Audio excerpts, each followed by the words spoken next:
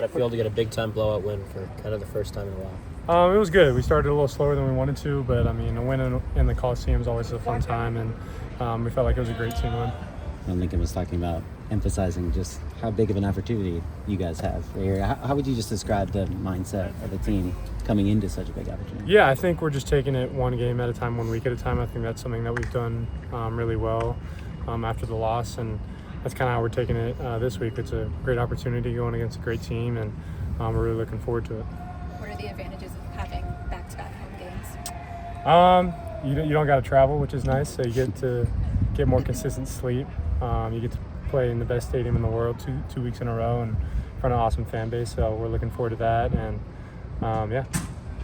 We saw a little bit less of the two tight end sets. Was that just a game plan thing against Northwestern, or is that something going forward? Yeah, no, I don't think that was anything specific. I think it's just the flow of the game, and that's what Coach Riley wanted at the time and what he called. I don't think that was anything specific. Jaden's had a little bit more turnovers in the second half of the season. How have you seen him just react to those? I know that was something you wanted. The same way that he did in the first half of the season. He always responds the same way, which is super positively. And, no matter what we do on a series, we're all behind him. He's a great leader, and we're going to continue to go behind him.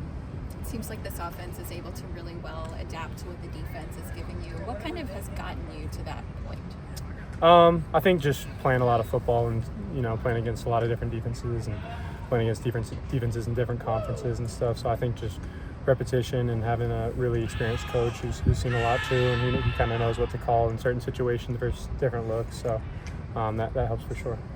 Having to prepare on the blocking and receiving side, what has kind of been the biggest thing you've noticed with Iowa? Yeah, I mean, very tough team. Their defense has kind of had a huge reputation for a lot of years, so we know that. We know we have to bring our A game, and they're very physical. They're always in the right place at the right time, so it's going to be a challenge for sure, but we're looking forward to it.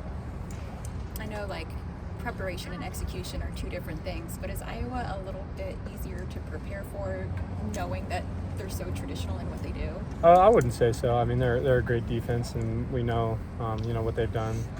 So we definitely have to be ready on Saturday. The ground game's kind of evolved a little bit over the years, and through injuries, they've kind of maintained a solid performance throughout. How have you kind of seen the elevation? Is it personnel? Is it kind of you guys? Yeah, I mean, we knew who we had in the running back room. King's always been really good on scout team, and he even got reps with the offense in fall camp, so we knew what he could do. So when he came in, when those guys went down, no one was surprised.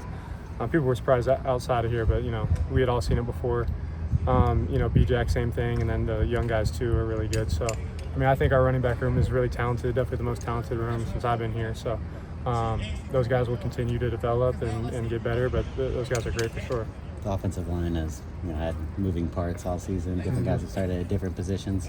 What have you thought just in general about what they've been able to do in spite of that? Yeah, I mean, I think it's really good to have guys who are flexible, like Tobias. He's played all over the offensive line, so having a guy like that makes it a lot easier to change the lineups and stuff. So I think those guys have handled it well. It's probably not what they were thinking how it would look preseason, but they've adapted and played really well, and it starts with them. So in the passing offense, it felt like for a bit the defenses were taking away the receivers, and you guys as the tight ends were kind of taking the load. Now it's the receivers last game that kind of blew up Jacoby and Mackay. What can you say about how dynamic the passing offense has been? Yeah, I mean, with those two guys, I mean, I feel like it's just inevitable before they're going to have games like that. They're both super athletic, very good receivers, so there's only so much you can do about those kind of guys.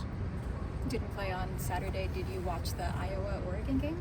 I caught the the fourth quarter of it, so it was obviously a great game. Two really good teams going at it, so looking forward to both of those. Anything you can kind of take from just watching the games on your own like that? No, I mean, I'm kind of just trying to watch for the fun of it. It's a little tougher now, knowing I'm going to play those guys, so I try to at least have fun while I'm watching it. No, I'm going to be watching a bunch of film on them this week, so I tried to find some fun in it.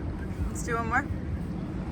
Do you kind of find fun in watching college football, even though you play it? Yeah, I've actually talked about this with someone. Like, when I'm watching football, I always watch a tight end, and I'm always locked in on that. And I try to, because when I was younger, I'd watch where the football was going, and now it's so focused on what the tight end's doing every play. So, I mean, it's fun to do that, but I'd probably say I enjoy it a lot more when I was a little kid, just watching the ball. But yeah, it's cool.